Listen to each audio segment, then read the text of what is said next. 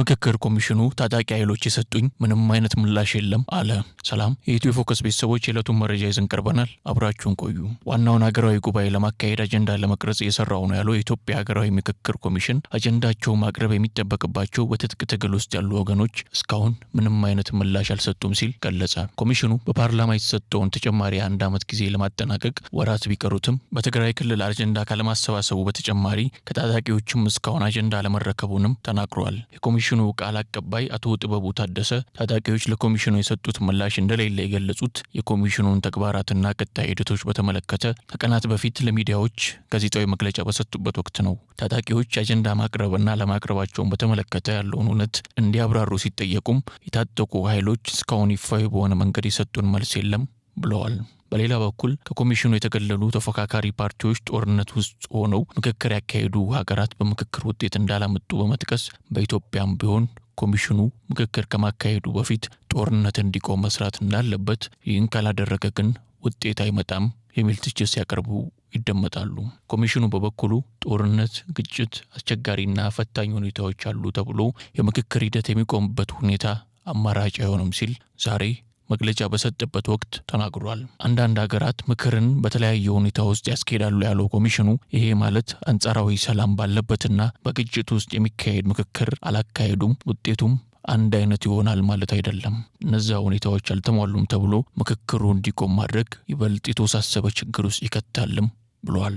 የትግራይ ክልል አጀንዳ ማሰባሰብ ሂደትን በተመለከተ በሰጠው ማብራሪያ ደግሞ ኮሚሽነሮቹ በሁለት ዙር ወደ መቀሌ በመጓዝ ጊዜያዊ አስተዳደሩን ጨምሮ ከተለያዩ ባለድርሻ አካላት ጋር ውይይቶችን አድርገዋል። በክልሉ ምክክር ለማስካሄድ እንዲቻል የቀረቡ ጉዳዮች አሉም ብሏል። ይህንን ያሉት የኮሚሽኑ ቃል አቀባይ አብዛኛዎቹ ፌዴራል መንግስቱና ትግራይ ክልል ጊዜያዊ አስተዳደር መካከል ፖለቲካዊ ውይይቶች ተደርገው መፈታት እንዳለባቸው የጠቆሟቸው ጉዳዮች ናቸው ሲሉም አክለዋል። ኮሚሽኑም እነዚህን ግብዓቶች ወስዶ ከፌዴራል መንግስቱ ከፍተኛ ባለስልጣናት ጋር ውይይት አድርጎበታል ሲሉ አስረድተው በክልሉ በኩል ፓርቲዎችም ጭምር ያነሷቸውን ጉዳዮች ለፌዴራል መንግስቱ ከፍተኛ የሥራ ኃላፊዎች ቀርበዋል። ውይይት ተደርጎ አመቺ ሁኔታ ይፈጠራል ተብሎ ይጠበቃልም ማለታቸው ይታወሳል። የክልሉ ፕሬዝዳንት ሌተናል ጀነራል ታደሰ ወረደ ጋር ውይይቶች የተደረጉ መሆኑን የጠቆሙት አቶ ጥበቡ እሳቸው ባቀረቡት መረጃ መሰረት ከጥቅምት አጋማሽ በኋላ ባለው ጊዜ የምክክር ሂደቱን በትግራይ ክልል መጀመር የሚቻልባቸው ሁኔታዎች እንዳሉም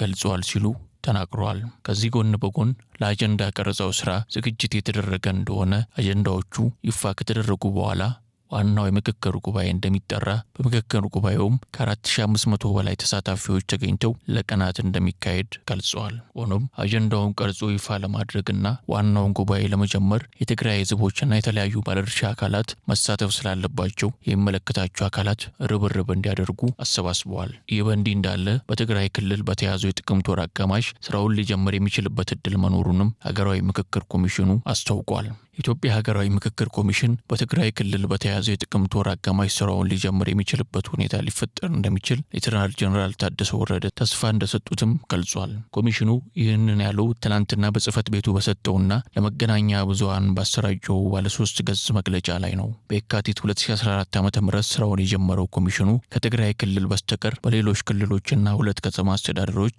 የተወካዮች ልየታ አጀንዳ ማሰባሰብ ማካሄዱንም አስታውሷል። ይሁን እንጂ እስካሁን ድረስ በትግራይ ክልል ምክክር ለመጀመር ያልቻለ ቢሆንም የምክክር ሂደቱን ለመጀመር የተለያዩ ጥረቶችን ሲያደርግ መቆየቱንና አሁንም እያደረገ መሆኑን ኮሚሽኑ በመግለጫው አመላክቷል። በዚህም በትግራይ ክልል ከሚገኙ ባለድርሻ አካላት ጋር የ2 ዙር ውይይት ማድረጉንና ከፌዴራሉ መንግስት ጋር በተያያዘ የተነሱ ጉዳዮች ለፌዴራሉ መንግስት ከፍተኛ አመራሮች ማቅረቡንም አስታውቋል። ከክልሉ ጊዜያዊ አስተዳደር ፕሬዝዳንት ሌተናል ጀነራል ታደሰ ወረደ ጋር አድርጌዋለሁ ያለውን ውይይት ተከትሎም በተያዘው የጥቅምት ወር አጋማሽ ወደ ስራ ሊገባ የሚችልበት ሁኔታ እንደሚፈጠር ተስፋ የተሰጠው መሆኑንም ኮሚሽኑ ተናግሯል። የኢትዮጵያ ሀገራዊ ምክክር ኮሚሽን ይህም ቢልም ይህ ዘገባ እስከተጠናቀረበት ጊዜ ድረስ በጊዜያዊ አስተዳደሩ በኩል ማረጋገጫ የተሰጠ መሆኑን አዲስ ማለዳ አልተመለከተችም። ከ3 ዓመታት በፊት ጥቅምት 23 ቀን 2015 ዓ.ም በፌዴራል መንግስቱና ህወሓት መካከል በፕሪቶሪያ በተፈረመው የዘላቂ ግጭት ማቆም ስምምነት መሰረት